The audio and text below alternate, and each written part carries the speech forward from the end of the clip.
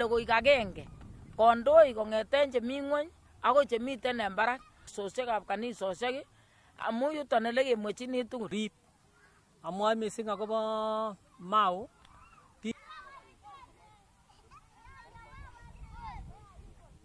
There is one particular group that is seriously blessed and has visited some churches in Central Kenya more than 50 times.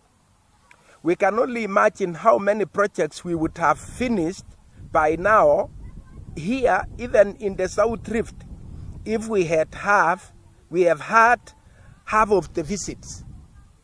So we are also asking them that they should also give us our share so that we can also develop like other regions. Taji viongozi wetu wapate kukaa na amani na wawe watu ambao wako na upendo.